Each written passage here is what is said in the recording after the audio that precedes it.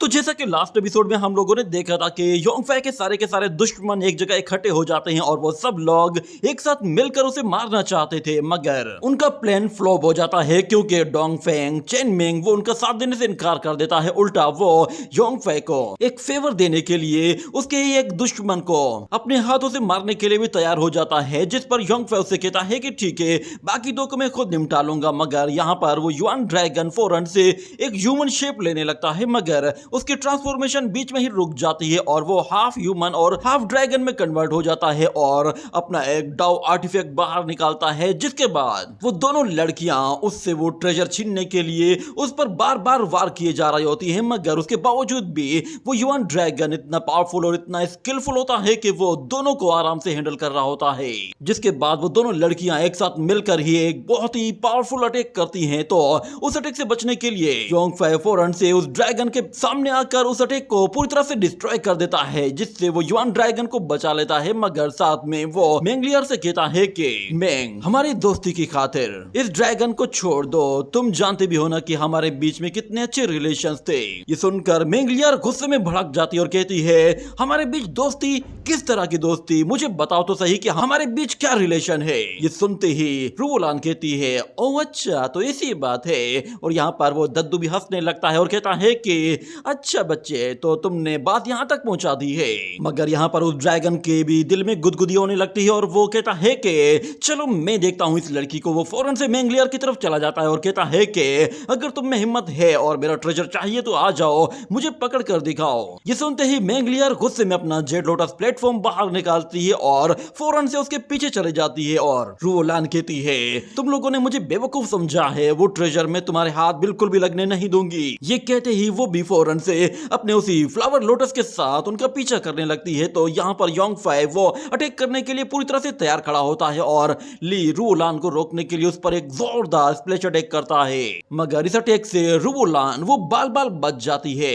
और योंगफै उससे कहता है कि तुम्हारा क्यूटिक वार सेक्ट वो बार बार मेरे गुस्से से बच जाता है, मगर इस मर्तबा मैं तुम लोगों में से किसी को भी नहीं छोड़ने वाला। आज मैं तुम्हें मारकर सारा हिसाब किताब चुकता करने वाला हूँ। ये सुनते ही रुवोलान कहती है, अगर ऐसा है तो फिर ठीक है, मैं तुम्हारी ये विश जरूर पूरी करूंगी। मगर योंगफै उस पर अटैक करते हुए कहता है कि मेरी विश तो 7 डिफाइंग हेवन ब्लेड्स है। ये कहकर वो जैसे ही अपना फर्स्ट अटैक करता है तो दूसरी तरफ रुवोलान शुरू में थोड़ा सा डर गई होती है, मगर बाद में वो उस अटैक को रोकने की पूरी कोशिश करती है और दोनों के अटैक डिस्ट्रॉय हो जाते हैं, जिसके बाद वो कहती है कि चलो अब अपना अगला मूव करो। ये कहने के बाद योंगफै भी रुकने वाला नहीं होता। वो यहाँ पर अपनी डीमन सोर्ड के साथ क्रॉस स्लैश अटैक करना शुरू कर देता है। ये देखते ही वो लड़की फौरन से अपने चारों तरफ एक बहुत ही पावरफुल बैरियर बना लेती है ताकि वो उस अटैक को रोक सके। मगर योंगफै का अटैक काफी ताकतवर होता है और वो आहिस्ता आहिस्ता उस बैरियर को तोड़ना शुरू कर देता है और वो अटैक सीधा उस लड़की को हिट कर जाता है। और यहाँ पर योंगफै अपनी हेवन डिफाइंग सोर्ड टेक्निक के साथ एक और वार करने वाला होता है और उसके साथ उसकी सोर्ड अब एनर्जी से पूरी तरह से चार्ज हो चुकी होती है। जैसे ही वो उस एनर्जी को रिलीज करता है तो यहाँ पर रुवोलान वो उस अटैक को रोकने के लिए अपने जेड लोटस का सहारा लेती है, मगर हमें दिखाया जाता है कि योंगफै वो फौरन से नीचे आ जाता है और कहता है कि heaven defying 7 demon blade attacks मुझे मेरी मौत की तरफ लेकर जाएंगे, इसलिए मुझे फौरन से ये खेल खत्म करना होगा। मेरे पास सिर्फ और सिर्फ बाकी 4 अटैक्स बाकी रह गए हैं और अब मुझे 5th अटैक करने के लिए और अब मुझे 4th के बाद 5th अटैक करने के लिए अपनी सोर्ड को अपने लाइफ एसेंस के साथ कंडेंस करना पड़ेगा। यानी कि इस लड़की को मारने के लिए मेरे पास अब भी 2 चांस मौजूद हैं। अगर मैं इसे 5 अटैक्स में ना मार पाया तो मुझे मजबूरन फिर इस पर 7 अटैक्स करने पड़ेंगे और 7 अटैक के बाद फिर मेरा बचना यहाँ पर मुमकिन नहीं होगा, क्योंकि जब तक मेरी लाइफ वो रीइंकार्नेट होगी तब तक ये लोग मुझे मार मार कर मेरे जिस्म के टुकड़े टुकड़े कर देंगे। और यहाँ पर वो लड़की जो कि उस अटैक के बाद इंजर्ड हो गई थी, मगर वो दोबारा से ठीक होकर खड़ी हो जाती है और हंसते हुए कहती है कि मेरे अंदर ऐसी फीलिंग्स आ चुकी हैं कि मैं हमेशा लड़ती रहूं और तब तक लड़ती रहूं जब तक मेरी बॉडी पूरी तरह से टुकड़े टुकड़े ना हो जाए। इतना कहते ही वो आसपास की बहुत ज्यादा क्यूटिक एनर्जी को अपनी बॉडी के अंदर एब्जॉर्ब करना शुरू कर देती है। ये देखकर योंगफै भी काफी ज्यादा सरप्राइज होता है कि अचानक से इस लड़की के अंदर मौजूद जितनी भी किलिंग एनर्जी थी वो अचानक से गायब हो गई है। वो लड़की असल में यहाँ पर योंगफै की जितनी भी क्यूटिक पावर होती है उसे एब्जॉर्ब करते हुए ब्रेक थ्रू करने की कोशिश कर रही थी और जैसे ही वो अपने जेड लोटस को समन करती है है तो उसका जेड लोटस भी काफी ज्यादा अपग्रेड हो चुका होता है और योंगफे ये बात नोट कर लेता है कि इसका जेड लोटस वो परफेक्शन लेवल तक आ चुका है, यानी कि अब बस इसे 6 रैंकिंग में आने के लिए कोई मामूली सी चिंगारी की जरूरत है और ये अचानक से 6 लेवल में ब्रेक थ्रू कर लेगी। इसलिए मुझे हर हाल में इसे 6 स्ट्राइक्स के अंदर ही खत्म करना होगा। अगर मैं इसे 6 स्ट्राइक्स में ना मार पाया तो 7th स्ट्राइक वो इतनी पावरफुल होगी कि वो स्ट्राइक या तो इसे ब्रेक थ्रू करवा देगी या फिर इसका काम ही तमाम कर देगी। और यहाँ पे हमें चेन मिंग और डू हाउ को दिखाया जाता है। डू हाउ वो बहुत ही बुरी तरह से यहाँ पर पिट रहा होता है और उसे आइडिया ही नहीं था कि चेन मिंग कितना ज्यादा ताकतवर होगा, मगर मेंग लियार वो यहाँ पर उस दद्दू को मारने के बजाय उससे वो ट्रेजर छीनने की कोशिश कर रही होती है। मगर यहाँ पर योंगफे वो कंफ्यूज होता है कि मुझे 6 स्ट्राइक किस पर करनी चाहिए, क्योंकि यहाँ पर उसके 3 दुश्मन मौजूद हैं। अगर उनमें से एक भी जिंदा रह जाता है तो वो योंगफे को यहाँ से निकलने नहीं देगा, क्योंकि 7th स्ट्राइक के बाद उसमें पावर बिल्कुल भी नहीं बचेगी और उसके तीनों के तीनों दुश्मन वो इतने ताकतवर हैं कि वो उसकी बस हल्की सी कमजोरी का फायदा उठाकर उसे पलक झपकते ही खत्म कर देंगे। यहाँ पर अचानक से मेंग लियार वो अपने जेड लोटस का इस्तेमाल करती है, जिससे वो ड्रैगन काफी ज्यादा डर जाता है, मगर देखते ही देखते मेंग लियार उसे अपने जेड लोटस प्लेटफॉर्म के अंदर बंद कर देती है और उसका साइज फिर जैसे ही छोटा होता है तो वो युआन ड्रैगन भी छोटा हो जाता है और फौरन से मेंग लियार के हाथ में आ जाता है। और यहाँ पर योंगफे को पता चल जाता है कि वो युआन ड्रैगन खतरे में है। वो फौरन से अपनी नेक्स्ट स्ट्राइक करने के लिए मेंग लियार की तरफ चला जाता है और जाता है उससे कहता है कि फौरन से उसे छोड़ दो। ये कहने के साथ वो 4th स्ट्राइक सीधा मेंग लियार के ऊपर करने वाला होता है तो मेंग लियार वो भी उसे रोकने के लिए अपनी पावरफुल शील्ड्स बनाना शुरू कर देती है और हमें दिखाया जाता है यहाँ पर वो अपने स्पिनिंग व्हील्स का इस्तेमाल करती है और उन्हें सीधा योंगफे के सामने ले आती है। मगर योंगफे उनसे डरने वाला नहीं होता, वो सीधा उन पर स्ट्राइक करता है, जिससे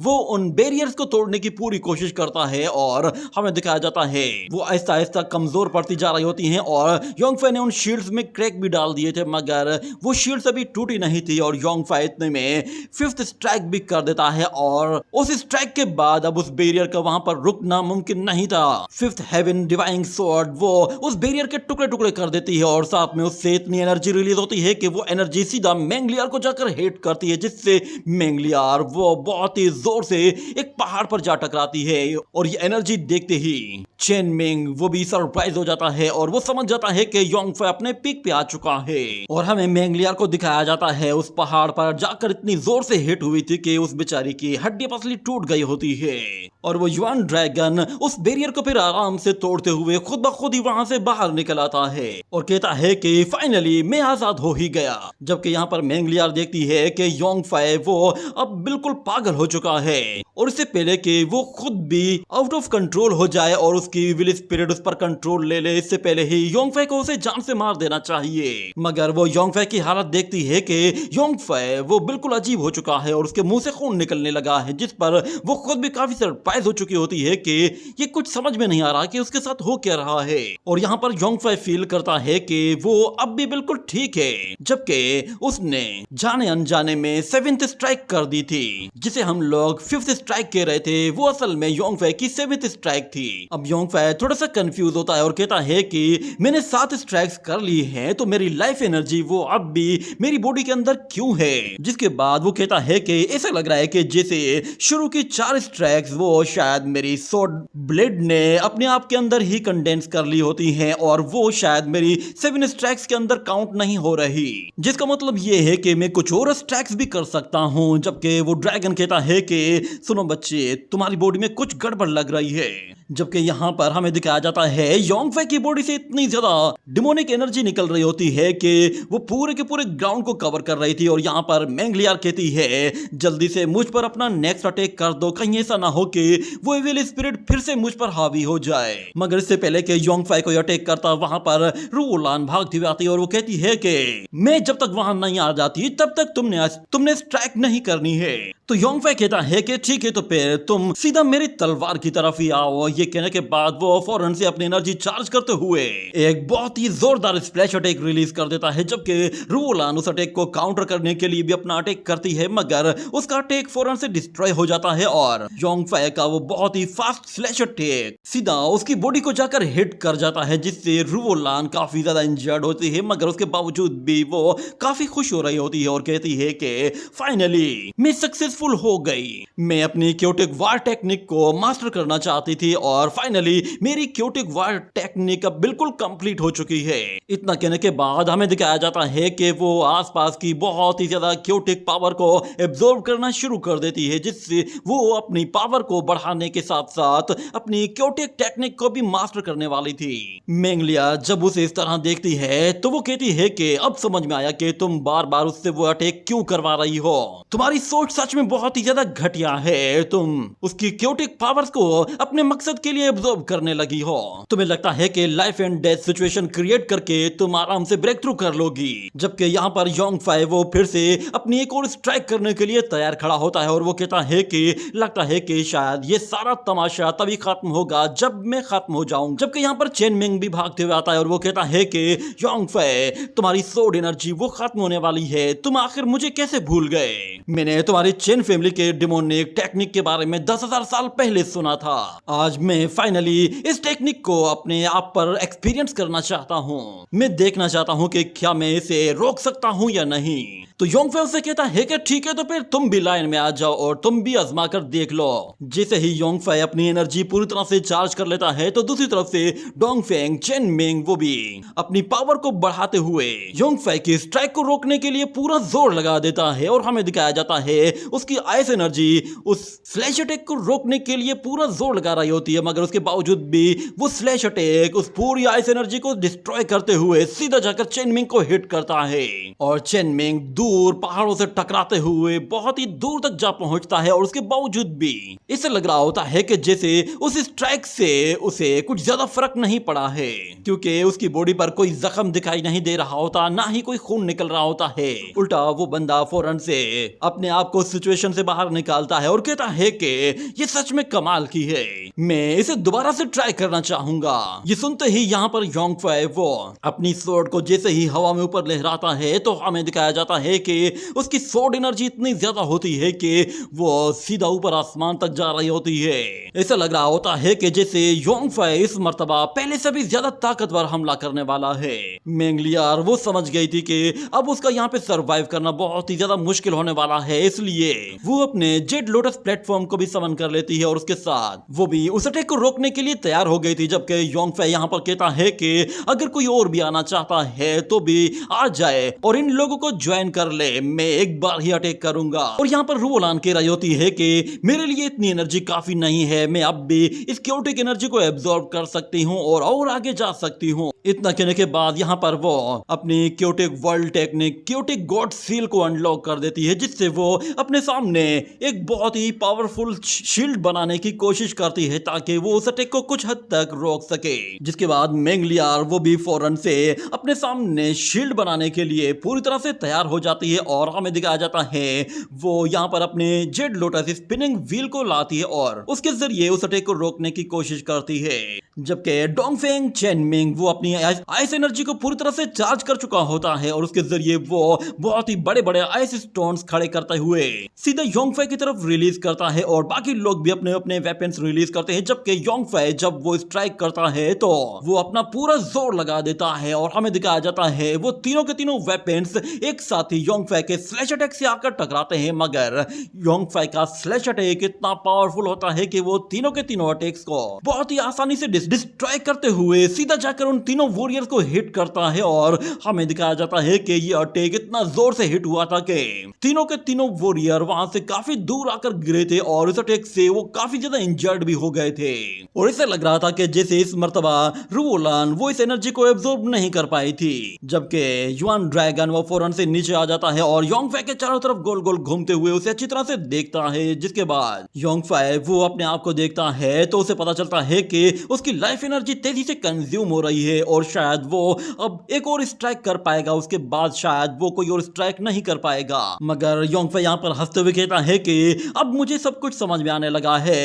हेवन डिफाइंग स्वॉर्ड टेक्निक को यूज करने के लिए हमारे पास एक ऐसी पावरफुल स्पिरिट होनी चाहिए कि जिससे हम इस टेक्निक को बार बार यूज कर सकेंगे, मगर उसके बाद भी डू और डाई वाली सिचुएशन बनी रहेगी। मैंने जैसे ही अपनी 4 स्ट्राइक्स की थी उसके बाद ही मैंने अपनी हेवन डिफाइंग टेक्निक को अनलॉक करके अपने सबसे खतरनाक लाइफ एसेंस बर्निंग टेक्निक को यूज करना शुरू कर दिया था। लगता है शायद मैंने ऑलरेडी हेवन लॉस को ब्रेक कर दिया है। यहाँ पर उसके वो अपोनेंट जख्मी हालत में होते हैं, मगर उसके बावजूद भी वो अब भी मुकाबला करने के लिए तैयार थे और योंगफे से मुकाबला करने के लिए वो लोग फौरन से खड़े भी हो जाते हैं। जबकि यहाँ पर योंगफे उन लोगों से कह रहा होता है शायद मैंने भी वही मिस्टेक कर दी जो कि डू हाउ ने की थी, शायद मैं खुद अपनी ही सोर्ड के हाथों मारे जाने वाला हूँ। ये कहने के बाद वो अपनी फाइनल स्ट्राइक करने के लिए फौरन से अपनी एनर्जी चार्ज करना शुरू कर देता है और हम देखते हैं वो एनर्जी इतनी ज्यादा होती है कि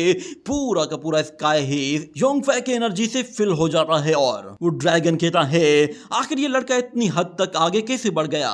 मगर योंगफे वो डिसाइड कर चुका होता है कि अब वो अपनी फाइनल स्ट्राइक करके रहेगा और वो एक बार में ही सबको साफ कर देगा। जिसके बाद वो मैंगलियार से कहता है तुम जानती हो ना कि मैं कितना बेरहम हूँ, मगर फाइनली हमारी ये दुश्मनी आज एंड होने वाली है, तुम जरूर इस पर खुश होगी। मगर ऐसा लग रहा था कि मैंगलियार वो काफी बदल चुकी है। जबकि योंगफे वो डोंगफेंग चेनमिंग से कहता है कि अगर तुम इस स्ट्राइक में सरवाइव कर गए तो तुम्हारी न्यू लाइफ वो बहुत ही अच्छी होगी। और वो रुवोलान से कहता है पागल लड़की, अगर तुम इस स्ट्राइक में सरवाइव कर गई तो शायद तुम वो अचीव कर लोगी जो तुम अचीव करना चाहती हो, और अगर तुम इस स्ट्राइक में सरवाइव ना कर पाई तो शायद तुम मारी जाओगी, क्योंकि ये मेरी 11th स्ट्राइक होगी। यानी 4 स्ट्राइक तो वो उसकी ब्लेड में काउंट हो गई और उसके बाद 7वीं स्ट्राइक जो कि उसकी बॉडी की स्ट्राइक है, उसे मिलाकर अब कुल 11 स्ट्राइक्स हो गई हैं। ये सुनकर रुवोलान कहती है क्या कहा तुमने, ये तुम्हारी फाइनल स्ट्राइक है, चलो मुझसे अब और इंतजार नहीं हो रहा, जल्दी करो। ये सुनने के बाद हम देखते हैं योंगफे की सोर्ड से जो एनर्जी निकलती है वो गजब की एनर्जी होती है। ऐसा लग रहा था कि जैसे इस स्ट्राइक से वो ना सिर्फ इन तीनों को बल्कि अपने सामने मौजूद अगर पूरी आर्मी भी होती तो भी इस एक स्ट्राइक से वो पूरा का पूरा मैदान ही साफ कर देता। और योंगफे यहाँ पर रुक नहीं रहा था बल्कि वो कंटिन्यूसली अपनी एनर्जी को बढ़ाते जा रहा होता है। मगर अचानक से यहाँ पर योंगफे को कुछ अजीब सा फील होता है और हमें दिखाया जाता है अचानक से कहीं से कुछ एनर्जी आती है जो कि सीधा उसके इनर वर्ल्ड के अंदर एंटर कर जाती है।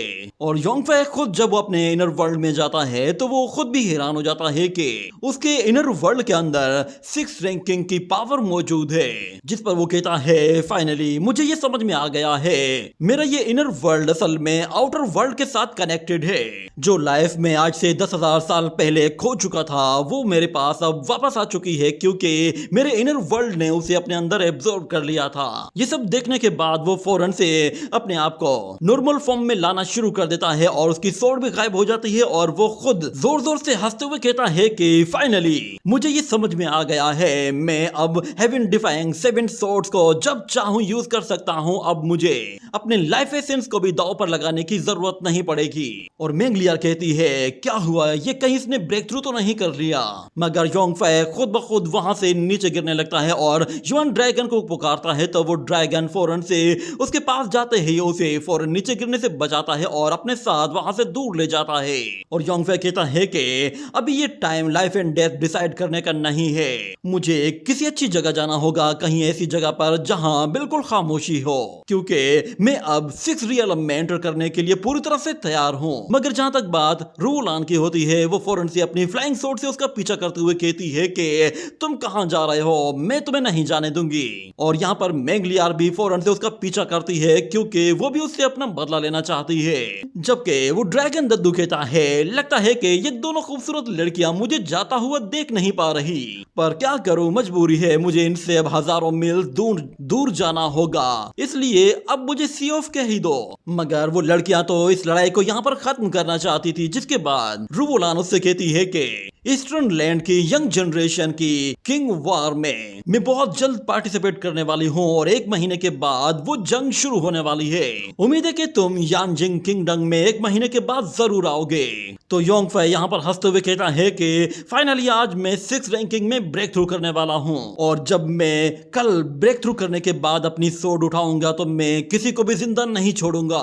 और वैसे भी मेरे बगैर किंगडम वार बिल्कुल अधूरी सी लगेगी, इसीलिए मैं वहां जरूर आऊंगा। ये कहते हुए वो जोर जोर से हंसने लगता है कि अचानक उसे चक्कर आ जाते हैं और वो वहीं पर ही उसी ड्रैगन के ऊपर गिर जाता है। ये देखकर वो ड्रैगन कहता है कि तुम्हारा शो 3 मिनट से ज्यादा तक चला भी नहीं, आखिर कैसे बंदे हो तुम। जबकि यहाँ पर डोंगफेंग चेनमिंग कहता है तो फाइनली तुमने अपने इनर वर्ल्ड को अवेकिन कर लिया है, तो फिर इसका मतलब ये है कि अब मुझे भी 6 रियलम में इंटर करना ही होगा। उम्मीद है कि मेरी न्यू लाइफ वो काफी ज्यादा इंटरेस्टिंग होगी। जबकि अगले सीन में हमें दोबारा से डू हाओ को दिखाया जाता है, वो अपने ही क्लान के लोगों को मार रहा होता है और उनकी लाइफ एनर्जी को एब्जॉर्ब करते हुए अपनी पावर को बढ़ा रहा था। उसने अपने बहुत सारे मेंबर्स को मार दिया था और उनका सारा ब्लड एब्जॉर्ब कर लिया था, जिस पर वो काफी ज्यादा खुश था कि फाइनली उसने अपनी पावर को कई गुना बढ़ा लिया है। मगर अचानक से उसे फील होता है कि उसके पीछे कोई और मौजूद है। वहां पर असल में उसकी एक जूनियर सिस्टर मौजूद होती है, जिसे देखकर वो खुद भी थोड़ा सा सरप्राइज होता है और वो लड़की भी काफी परेशान लग रही थी। जिसके बाद डू हाउस से कहता है मुझे इस हाल में देखकर तुम काफी ज्यादा डिसअपॉइंट हुई होगी। लास्ट टाइम मैं उस लड़के योंगफे से हार गया था और आज मैं दोबारा से उस बंदे डोंगफेंग चेनमिंग से हारा हूँ। मुझे आज फील हो रहा है कि मैं सच में बिल्कुल बेकार हूँ। ये सुनते ही उसकी जूनियर सिस्टर भागते हुए उसके पास आती है और कहती है कि नहीं सीनियर ब्रदर, आप ऐसे बिल्कुल भी नहीं है। मेरी नजर में आप सबसे ज्यादा स्ट्रॉन्गेस्ट ब्रदर हैं। बस आपको थोड़ा सा होश लेना होगा। आप दोबारा बिल्कुल भी ब्लड डीमन टेक्निक को यूज नहीं करेंगे। आप ये बात जानते भी है ना कि ब्लड डीमन टेक्निक को यूज करने के बाद कोई भी शख्स उससे वापस नहीं आ सकता। मगर यहाँ पर डू हाओ को अपनी वो बेइज्जती याद आ रही होती है जब चेनमिंग ने अपने एक हाथ से उसे गले से पकड़कर उठा रखा होता है। वो बेइज्जती उसे बार बार याद आ रही थी, जिसकी वजह से वो अब उन दोनों से अपना बदला लेना चाहता था। वो अपनी जूनियर सिस्टर से कहता है अब बहुत देर हो चुकी है, क्योंकि मैं अब ब्लड डीमन टेक्निक के अंदर एंटर कर चुका हूं, अब मैं वहां से वापस नहीं आ सकता। वो अपने साथियों की तरफ देखता है और फिर अपनी जूनियर सिस्टर से कहता है कि मेरे अंदर अब भी 1/3 ट्रू की बाकी मौजूद है और मैं अब अपनी ट्रू की तुम्हारी बॉडी के अंदर ट्रांसफर करने लगा हूं।